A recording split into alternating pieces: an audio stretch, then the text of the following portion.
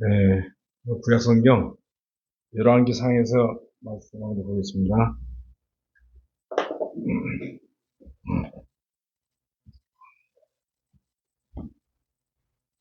열왕기상 18장 구약성경 548쪽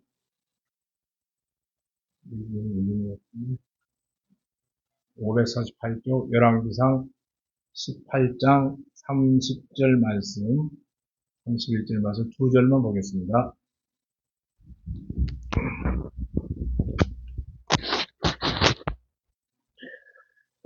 열왕기상 30절 제가 봉독에 올리겠습니다.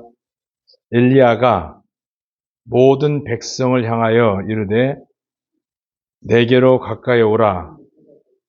백성이 다 그에게 가까이 가매 그가 무너진 여호와의 제단을 수축하되 야곱의 아들들의 지파의 수요를 따라 엘리야가 돌 12개를 취하니 이 야곱은 옛적에 여호와의 말씀이 임하여 이르시기를 내 이름을 이스라엘이라 하리라 하신 자더라. 두 군데만 보고 말씀을 교제하면서 계속 18장 내용과 성경 열왕기상 내용을 간추려 보도록 하겠습니다. 하나님께서 다윗 왕과 언약을 지키시고 지혜를 구한 솔로몬에게 전대미문의 영광을 주셨습니다.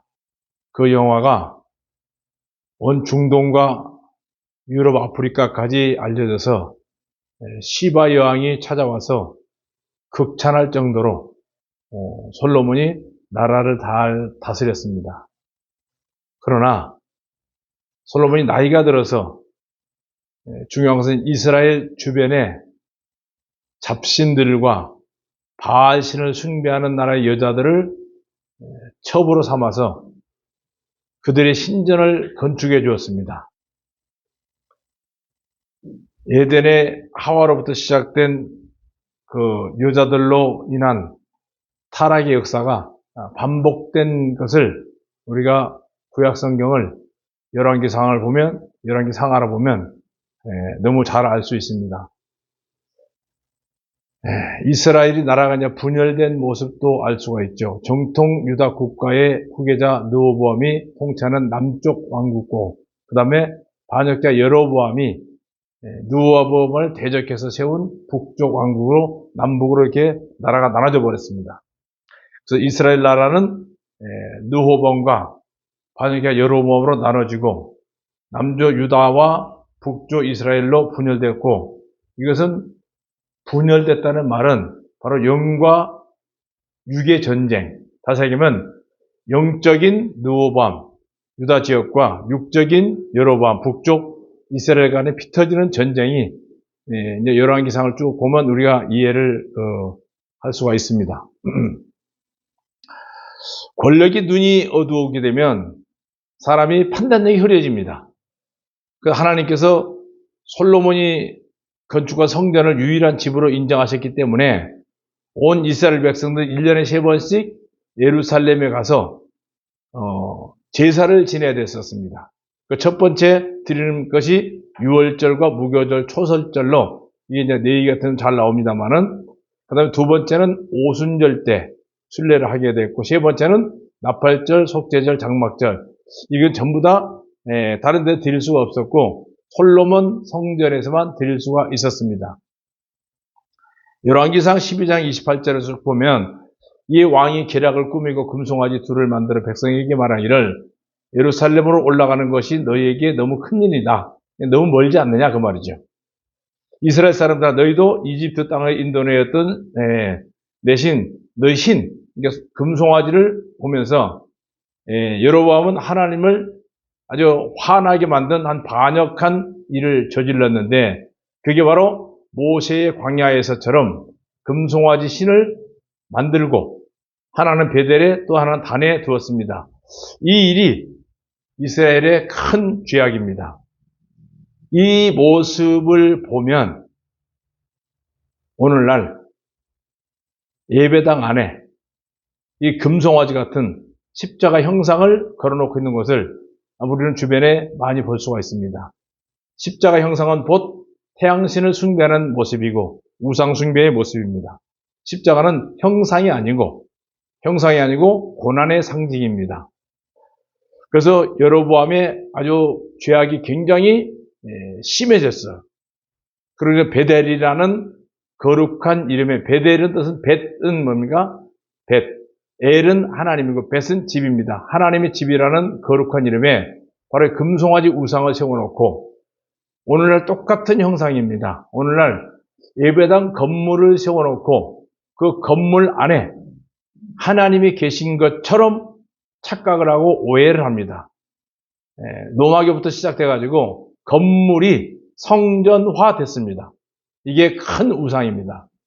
분명히 사도행전에 보면 하나님은 사람이 만든 전에는 계시지 않습니다. 물론 구약시대에는 모세의 성막에 하나님이 임재하셨습니다만은 그때는 이 땅에 죄가 있는 상태였기 때문에 사람들 속에 하나님의 영이 거할 수가 없었지만 이 땅에 예수님께서 죄를 완전히 사해버리신 이후에는 고린도전서 3장 16절 보면 너희가 곧 하나님의 성전, 그러니까 사람의 손으로 만든 것이 아닌 하나님이 만드신 하나님의 흙으로 만든 집, 그게 바로 사람입니다. 사람들 심령 속에 하나님이 거주하시기 위해서 저희를 창조하신 겁니다. 사람이 만든 목적이 하나님이 거주하시기 위해서 만들었는데 하나님이 거주하시기 위해서 만든 이 사람의 심령에 어느 날 귀신이 지배를 했습니다. 사주팔자라는 말을 잘 알 겁니다. 사주, 동서남북, 어느 곳을 가든 어떤 집주자입니다. 어느 집에 어느 지역 어느 집에 태어났든지 간에 그 사람을 주관하는 귀신이 지정이 되어 있습니다. 태어나면서부터 사람은 귀신의 뒷바라지를 하고 귀신의 지배를 받고 살게 되어 있습니다. 그래서 아마 이사할 때도 이 집 사는 귀신과 이 집 사는 귀신이 부딪힌 일이 없어야 되기 때문에 손 없는 날을 맞춰서 이사를 합니다. 그런 얘기 많이 들어보셨죠? 손 없는 날, 귀신이 없는 날. 그때가 언제입니까? 음력으로 9자, 10자. 그게 귀신들이 공중에서 침묵하는 날을 합니다. 그래서 집에 귀신이 없어요. 손이 없어. 부딪힐 일이 없어요. 그런데 다른 날 가면 이 집 귀신, 이 집 귀신이 부딪혀서 꼭 뭐가 깨지든지 사고 나든지 그런 경우가 있습니다. 자기들이 잘못해서 사고 나놓고 그게 손 있는 날이 이사해서 그랬다는 핑계로 됩니다만 그렇게 그 정도로 사람들은 귀신의 지배를 받고 있습니다. 왜? 원래 하나님이 사람을 창조한 목적은 하나님이 거주하시기 위해서 만든 집입니다. 이게 흙집. 근데 이 집 주인이 엉뚱한 사람이 살고 있는 거예요.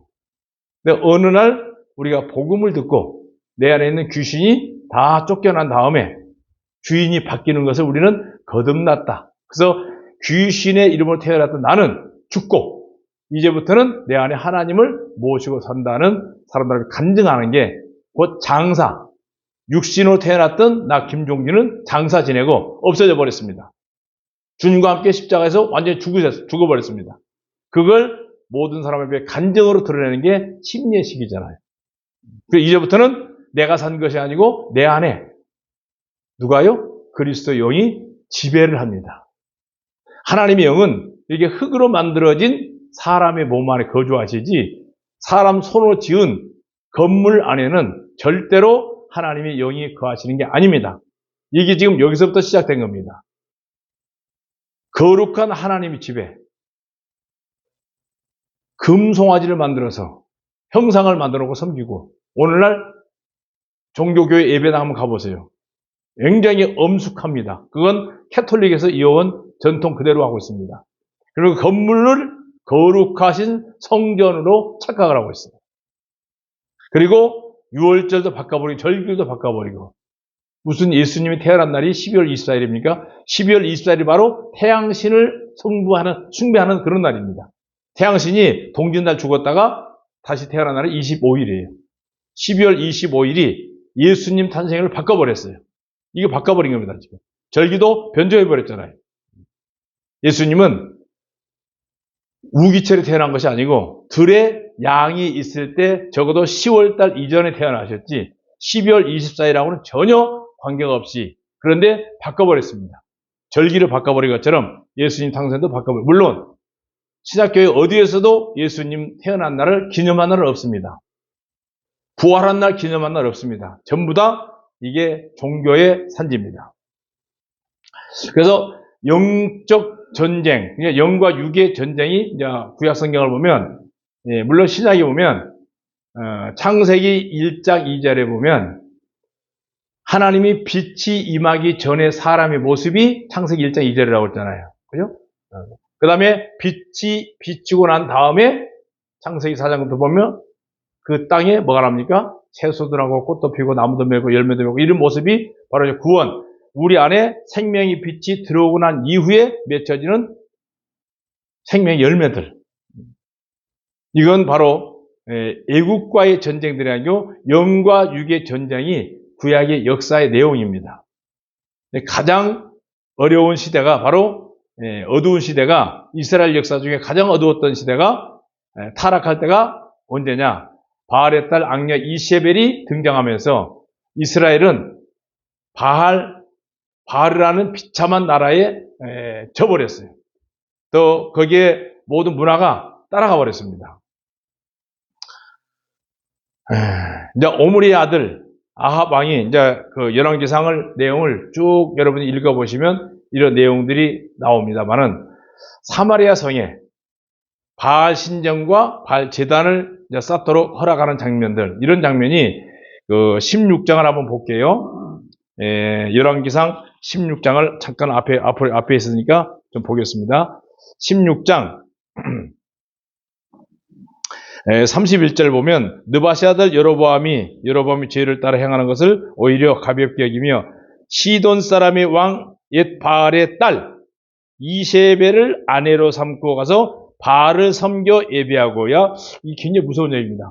바알을 섬겨 예배하고 이게 오늘날 이게 종교교의 시작입니다. 종교교의 시작. 바알. 사마리아에 건축한 바알의 신전 안에 바알을 위하여 제단을 쌓고 쭉 내용을 읽어보시면 아합은 이스라엘에게 건축해 놓은 바알의 신전에다가 바알을 위하여 제단을 쌓고 하나님을 더욱 경록케 하고 있는데 오늘날 사람들이 참 착각하는 게 있습니다.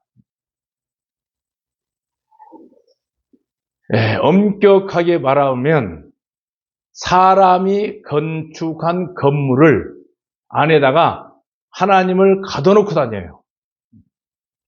일요일날 와가지고 좀 죄송합니다 얘기하면 하나님 안녕하셨습니까? 라고 인사하고 다시 나가면 하나님과 전혀 관계가 없는 삶을 살고 있는 모습의 내용이 바로 열왕기상 16장 17장의 내용이 그 시작입니다.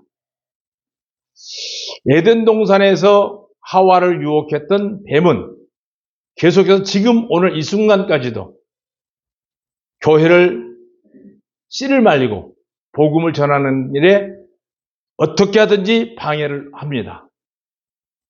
이세벨을 통해서 선지자들을 무참히 학살하고 씨를 말리고 있습니다. 이 절박한 상황에서 하나님께서 구약 성경에 가장 위대한 선지자 한 사람을 이제 세워서 일하는 모습을 바로 오늘 열왕기상 18장에서 우리가 좀 보겠습니다.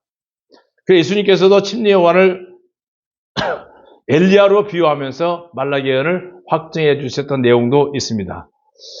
자, 이제 오늘 18장의 내용을 보시면 유심히 보면 갈멜산에서 생명이 있는 그리스도인과 생명이 없는 어마무시한 종교 지도자들의 싸움이 시작됩니다. 하나님의 증인인 이스라엘을 사탄의 증인인 백성들로 만들려는 절박한 상황에서 하나님께서는 엘리야를 목숨을 걸고 싸우게 했습니다. 18장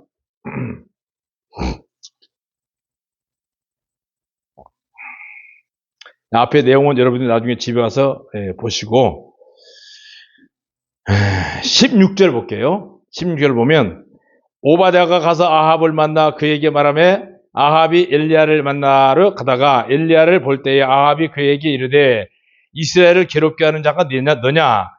그가 대답하되 이스라엘을 괴롭게 한 것이 아니라 당신과 당신의 아버지의 집이 괴롭게 하였으니 이는 여호와의 명령을 버렸고 당신은 바알을 따랐지 않느냐? 그런즉 사람을 보내 이스라엘과 이스벨의 상에서 먹는 바알의 선지자 450명과 아세라의 선지자 400명을 갈멜산으로 모아 내게로 나오게 하라.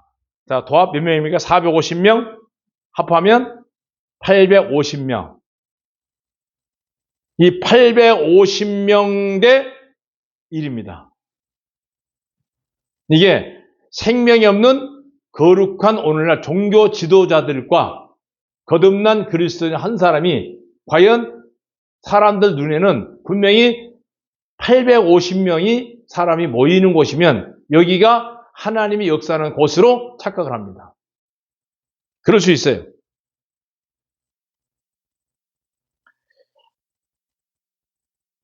자, 이제 22절 볼게요. 22절, 21절. 엘리야가 모든 백성에게 가까이 나아 이르되 너희가 어느 때까지 둘 사이에 머뭇머뭇하느냐? 여호와가 만일 하나님이면 그를 따르고 바알이 만일 하나님이면 그를 따를지니라 하니라. 이제 내기란 거예요. 백성이 말 한마디도 대답하지 아니라 22절에 엘리야가 백성에 이르되 여호와의 선지자는 나만 홀로 남았으나 바알의 선지자는 450명 너희는 합해서 850명 되지 않느냐. 자, 여기서 게임이 시작됩니다. 아주 재밌는 게임이에요. 백성이 그들에게 말을 한마디 못했습니다. 엘리야는 제단과 희생물을 잡아서 나무에 두고 불로 응답하시는 그분이 참 하나님이라고 선포했어요. 내기를 하자. 자, 23절을 봅니다. 그런즉 송아지 2마리, 송아지 2를 우리에게 가져오게 하고 그들은 송아지 1마리를 택하여 각을 떠서 나무 위에 올려놓고 불은 붙이지 말고 나도 송아지 1마리를 잡아서 나무에 놓고 불은 붙이지 않고 여기서 너희는 너희 신의 이름을 부르라. 나는 여호와의 이름을 부르리라. 이에 불로 응답하는 신 그가 참 하나님이다. 백성이 다 대답하되 그 말이 옳다. 한번 해보자.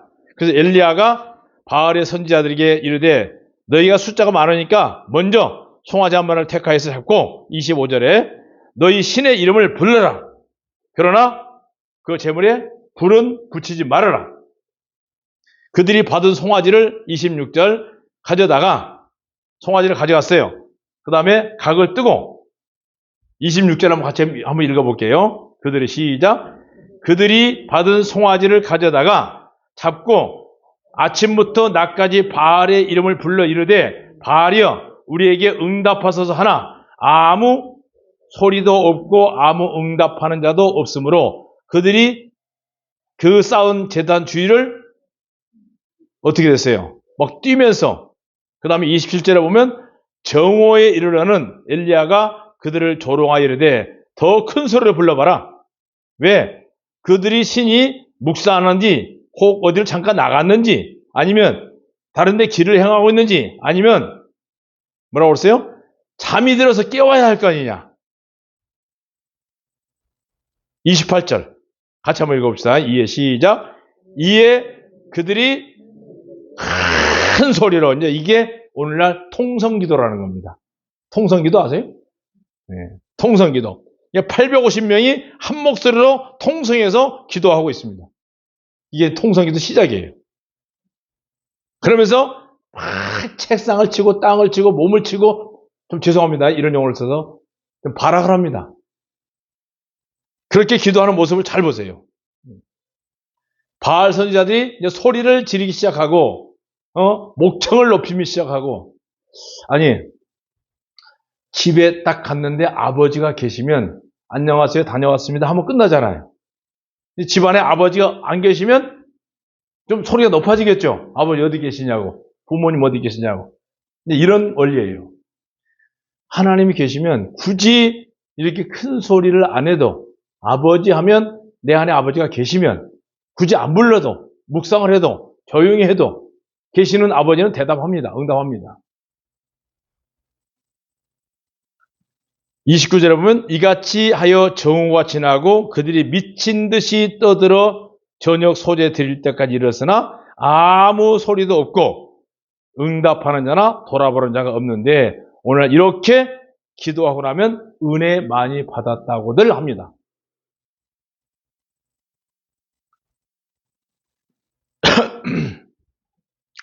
자, 여기 바알 선지자들의 헛된 노력, 그들의 행위를 잘 보세요. 목청을 높여서 울부짖고 보이시죠? 네?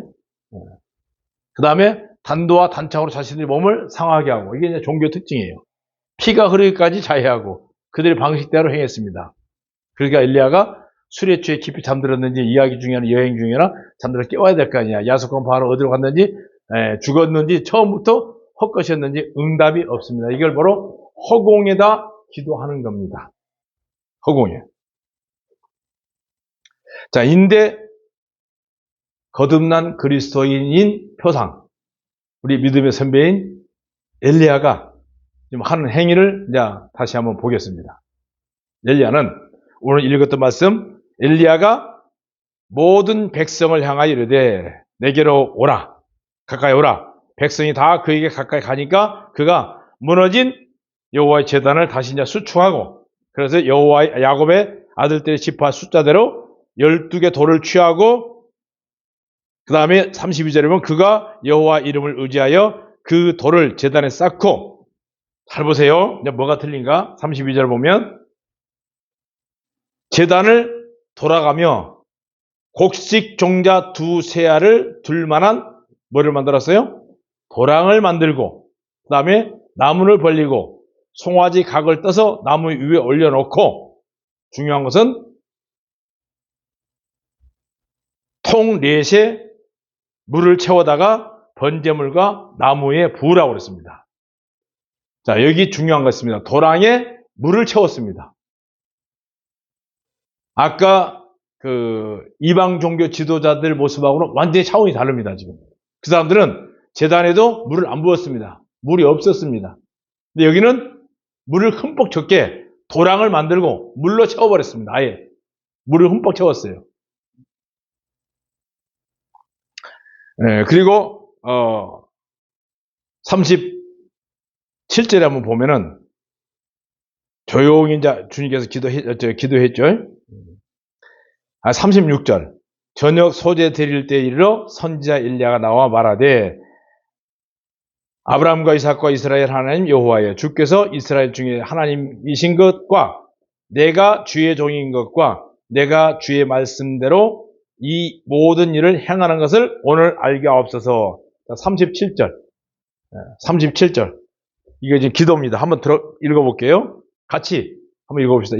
이게 지금 거듭난 그리스도인은 기도가 긴 게 아니고 단순하고 간단합니다. 우왕좌왕하는 것도 아니고 중언부언하는 것도 아니고 딱 할 말만 했죠. 37절 기도입니다. 한번 같이 읽읍시다. 여호와의 시작. 여호와여, 내게 응답하옵소서. 내게 응답하옵소서. 이 백성에게 주 여호와는 하나님이신 것과 주는 그들의 마음을 되돌이키심을 알게 하옵소서. 딱 이 기도 한마디 했어요. 간단하죠? 간단한 기도 한마디 했습니다. 850명은 아침부터 저녁까지 하루 종일 통성기도 했어요. 허공에 대고 부르짖은 겁니다. 근데 이때 38절에 보면 뭐라고 했습니까? 이에 여호와의 불이 내려서 번제물과 나무와 돌과 흙을 다 태우고 도랑에 물도 싹 핥아버렸습니다. 증거가 됐어요.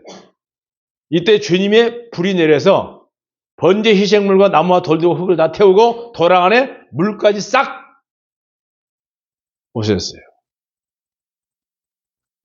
어떤 분이 말씀하시더라고요. 종교는 사기라고. 사람들 속여주는 거예요. 사람이 굉장히 많으면 뭐가 있는 것처럼 보여요. 바알이 오늘 태양신을 섬기는 겁니다.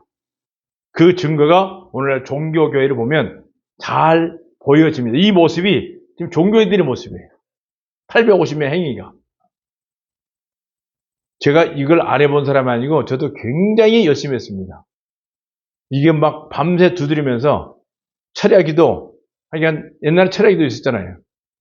11시부터 시작하면 새벽 기도 할 때까지 기도했어요. 그렇게 안 해본 사람이 아니고 그보다 더 심한 것은 산에 가서 나무 뿌리 뽑을 정도로 그냥 산기도도 많이 해봤고요. 그런데 항상 마음은 그렇게 하고 나면 뭔가 좀 흐뭇하고 뿌듯해. 그러나 속 안에는 아무것도 없어요. 바로 바알신을 섬기는 것은 사기고 하나님께서 살아계신 참 하나님인 것이 1대 850명의 영적 전쟁터에서 거듭난 그리스도인 한 사람이 승리한 결과입니다. 그 결과 영적 전쟁의 결과는 뭔가? 아방의 입을 다물게 했고 백성들도 하나님 앞에 엎드려 경배하게 했고 850명 바로 종교 지도자들은 기선신에서 비참하게 죽는 이런 모습입니다. 지난 시간에도 우리가 배웠잖아요. 어떤 그 영화를 통해서 마지막 교인들은 단순하게 받아들여 다 휴거됐는데 열정적으로 말씀을 가르쳤던 종교 지도자는 예배당에 혼자 남았잖아요. 무서운 얘기입니다. 제가 늘 얘기합니다. 목사님들이 예수님을 믿는 사람은 참 찾아보기 어렵습니다.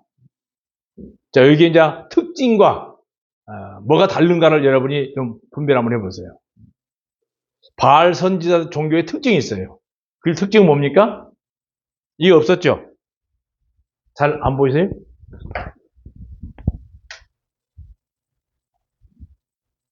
자, 이게 뭐냐면 오늘날 그 종교는요, 거반 다 침례를 부정합니다. 침례 자체를 부정해요. 그 다음에 종교는 굉장히 자기 몸을 학대를 많이 합니다. 고행을 많이 겪어요. 자신을 학대함으로써 죄값을 치르는 것처럼 오해를 합니다. 모든 종교의 공통점이 바로 뭡니까? 자신들의 학대예요, 학대. 수녀들 있죠? 시집도 안 가잖아요. 그들의 희생 종교는 새로운 것이 아니고 오랜 지금 열왕기상 내용을 보면요. 전통이에요. 그들의 전통을 따라서 이게 어느 날 갑자기 귀신이 예수님으로 둔갑을 해가지고 종교를 만들어 놓은 거예요. 근데 이게 기독교로 착각을 해요. 착각하면 안 됩니다. 물론 성경을 가지고 나름대로 자기들 나름대로 해석을 하고 자기들 나름대로 유리하게 해석을 해버려요. 근데 그리스도의 영이 아니죠. 오늘날 눈에 보이는 종교가 새롭게 시작되는 게 아니고 1517년에 시작된 게 아니고 이 전통이 이름을 바꾼 거예요. 뭘로? 기독교로 탈바꿈해버린 거예요. 엘리사의 제사는 예수님께서 희생하신 그 시간, 바로 만찬과 희생 시간에 맞춰서 제사를 드렸습니다. 자, 보세요. 송아지 2마리는 예수님의 그림자인 희생 제물인데 오늘날 모든 사람, 종교인들도 다 예수님 이름 부르고 있어요. 다 예수님 이름으로 기도한다고 합니다. 자, 이단이라는 뜻이 뭡니까? 처음과 끝이 다르다는 얘기입니다. 예수님께서 십자가 죽으시면서 세상의 모든 죄 다 가지고 갔고 내 죄도 가지고 갔다고 고백하고 믿고 합니다. 다 가르쳐요. 복음을. 근데 마지막 뭔지 아세요? 현재까지 죄는 다 용서됐는데 지어진 죄는 회개하라고 합니다. 그 용어 자체도 잘 몰라요. 회개는 동사입니다. 메타노냐, 돌아와라. 지금 너희가 가고 있는 길은 잘못된 길이니까 예수님께서 내게 돌아오라는 얘기예요. 유턴하라는 얘기예요. 근데 죄를 잘못했다고 고백하는 건 자백이죠. 자백이고 시인이하고 고백인데 이건 회개라는 용어로 오늘 많은 사람들이 착각을 하고 있어요. 그리고 예수님과 함께 죽는 침례의 물이 넘쳐 흐르게 부었습니다. 근데 이방 종교는 침례 자체를 부인합니다. 아니, 기독교 자체에서도 장감성 있잖아요. 장로교, 감리교, 성교 이런 큰 교회들은 다 침례 자체를 부정해요. 그냥 이마에다 찍어서 아니면 어떤 데 가보니까 물 뿌리는 분무기 있잖아요. 스프레이. 이걸로 이마에다 뿌려 이렇게. 이마에다 이렇게 뿌리고 닦아주도록 이렇게 닦아 이마. 신부가. 하여간 흉내를 많이 내긴 내.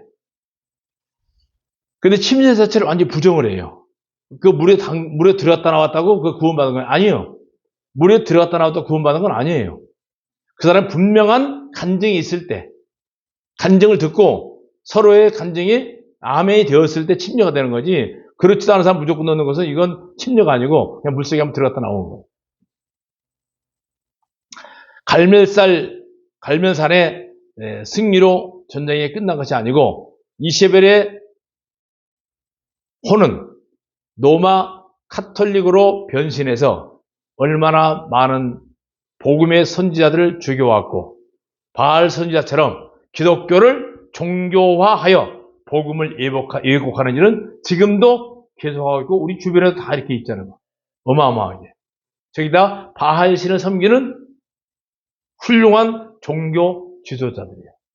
850명. 오늘날의 종교화된 기독교. 특징이 있죠?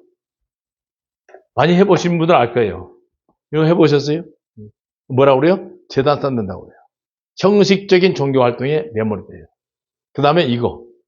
11조가 예수님인데 사실은 이거를 물질로 표현해서 굉장히 교회 재정으로 도움을 많이 돼요. 그 다음에 이거. 주일성수라는 멍에. 무서운 얘기입니다. 주일성수라는 얘기는 어디에도 없습니다. 1년 365일 다 주의 날이지. 딱 일요일만 주의 날입니까? 엄격히 말하면 일요일 날은 썬데이예요. 썬데이. 태양신 섬기는 날이에요. 종교화 됐으니까 우리도 거기에 합류가 됐지만은요. 뭐 다 쉬니까 일요일 날 모이는 것이지 일요일 날 자체는 어떻게 보면 썬데이입니다. 태양신을 섬기는 날이에요. 안식 후천 날은 이단들이 잘하고 있는 토요일 날 오후 6시가 사실상은 이 지금 엘리야의 제단이 짜진 시간이에요. 그 다음에 이거. 앵무새처럼. 또 성경에도 없는 사도신경 만들어가지고 어떤 사람이 사도신경과 주기도문이 없으면 이단이다. 그 말 듣자마자 내가 뭐라고 그러지 아세요? 사도신경 주기도문 하는 데가 이단입니다. 그래 버렸어요. 아니, 제가 학교 다닐 때 탕명환 씨가 비교종교 교수였었거든. 끝나자마자 내가 그랬습니다. 이거 하면 이단이다. 그래서 학생들한테 제가 이단 소리를 많이 들으면서 학교 다녔습니다. 잘 보세요. 복음이 굉장히 왜곡되고 있어요. 우리 한국 사람들이 가장 좋아하는 게 뭔지 아세요? 외상이에요, 외상. 자, 죄인이 내 죄가 가지고 있는 죄가 예수님께서 완벽하게 100%다 가지고 가셨으면 더 이상 나는 죄와는 관계없잖아요. 군인이 제대했으면 군인 아니잖아요. 그죠? 죄에서 제대했어요. 그럼에도 불구하고 죄를 용서해달라고 반복적으로 계속하고 있는 이게 오늘날 이 850명의 훌륭한 종교 지도자들의 후예들이에요. 그 전통이에요. 그리고 뭐라고 써야돼요? 원죄는 사함 받았는데 자기가 짓는 죄는 고행으로 종교적인 방법으로 사함받게 해달라고 하고 있어요. 자범죄는 피 없는 뭘로요? 눈물로 회개함으로 사함받으러 가르치는 게 오늘날 종교예요. 이게 핵심이에요. 잘못 가르치고 있어요. 그죠? 이것이 바로 무너져 내린 재단입니다. 복음이 무너져 버렸어요. 여기저기 틈이 생기고 노출로 만들어진 재단 금익하고 갈라진 틈이 사람의 의인, 진흙으로 때운 것이 오늘날 다른 복음 기독교라는 탈을 쓰고 복음을 묘하게 탈바꿈해버렸어요. 좀 죄송합니다. 나쁜 용어 하나 쓸게요. 저도 이런 짓거리 많이 했습니다. 이 짓거리면 하루 이틀 했겠어요? 증인이 여기 있어요. 수없이 많이 했어요. 안 해봤으면 제가 이걸 내용을 어떻게 알겠습니까? 그래서 엘리야는 제단부터 보수하고 저녁 희생물을 드리면서 물을 붓게 하였고 하나님의 성령님의 불이 임재하시겠습니다. 자, 무너진 복음을 정확하게 다시 알아야 되고 예수님의 희생을 기억하면서 제사를 드리는 거고 주님과 함께 죽는 침례를 인정하고 순종하는 거예요. 침례 순종하는 게 굉장히 중요한 역할이죠. 근데 무조건 강압적으로 율법적으로 하는 게 아니고 내가 정말 죄인으로 태어났던 나는 예수님과 함께 이 시간 장사 지내고 다시 내 안에 그리스도의 영으로 그리스도로 말미암아 살겠다는 확실하고 분명한 간증이 없이 침례하게 되면은 나중에 이런 경우가 있어요. 생 사람을 갖다가 살아있는 사람을 무덤 속에 묻으면 장사 지내면 나중에 살아나서 자기 묻었던 사람 찾아가서 해코지 하겠어요? 안 하겠어요? 하죠. 네. 그러니까 어설프이 이론적으로만 알았던 복음을 알고 있는 사람들에게 이제 우리 인도자들이 간증을 들어보면 진실인 것처럼 느껴서 침례를 줬다가 교회에 큰 낭패를 당하는 경우가 가끔 더러 우리 주변에 볼 수가 있습니다. 자, 이세벨은 하나님의 선지자들을 씨가 마르게 하려고 학살했습니다. 그러나 하나님의 눈앞에 딱 드러내는 것은 엘리야 한 사람이었습니다. 그러나 하나님께서는 바알에게 무릎 꿇지 아니하는 선지자들을 7천이나 남겨두셨다고 했습니다. 이 7천이 누굽니까? 바로 내가 나를 위하여 이스라엘 7,000명을 남겨뒀는데 바알에게 무릎 꿇지 아니하고 그에게 입맞추지 아니한 자들, 바로 7천은 하나님의 마음에 흡족한 완전한 수제 극지입니다. 맨 밑에 있죠? 하나님의 마음에 흡족한 완전수의 극지. 하나님께서 항상 신실한 그리스도인들은 암탉이 병아리를 품은 것처럼 하나님의 교회는 하나님이 보호하십니다. 제가 복음 전할 때 늘 그 얘기합니다.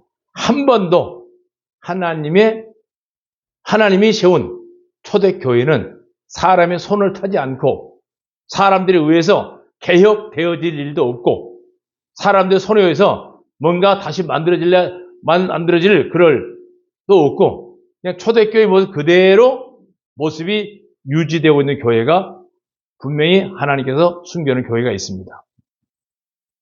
내 속에 복음의 재단이 허물어진 재단은 아닌지 정말 순수하고 분명한 복음을 내가 지니고 있는지 아니면 이것도 종교의 형식에 갇혀 있지 않은지 처음 구원받았을 때 내 첫사랑을 잊어버리지 않았는지 한번 돌이켜볼 필요가 있겠죠. 그래서 첫사랑은 아주 순수한 복음, 예수님의 희생, 말씀의 회복, 이 말씀들이 곧 첫사랑을 회복하여 순수한 복음의 재단으로 보수가 되어야 됩니다. 그래서 사랑하는 형제자매들은 내 속에 복음의 재단이 허물어진 재단이 아닌지 정확하게 한번 다시 검토해 보시고 내가 종교의 모습으로 복음은 통해서 구원을 받았다고 하지만 여기서 내 삶이 종교의 삶이 아닌지 이 말씀을 첫사랑의 그 말씀으로 다시 회복하여서 순수한 복음의 재단으로 보수하시기를 부탁을 드리면서 마지막 흥양운대 보고 마치도록 하겠습니다. 19장 열왕기상 19장 18절 이 말씀이 바로 저와 여러분들에게 함께 하시기를 부탁드립니다. 열왕기상 19장 18절 같이 한번 읽겠습니다. 그러나 시작. 그러나 내가 이스라엘 가운데에 7,000명을 남기리니 다 바알에게 무릎 꿇지 아니하고 다 바알에게 입맞추지 아니한 자들이라. 바로 저와 여러분들 지금도 하나님께서 이 저주받은 땅에 예수 그리스도의 보혈의 피로 말미암아 세워진 이 거룩한 교회, 우리를 인도하고 이 교회를 통해서 우리를 보호하고 지금 말씀한 것처럼 암탉이 병아리를 품은 것처럼 저와 여러분들을 품어주신 줄로 믿습니다. 고맙습니다.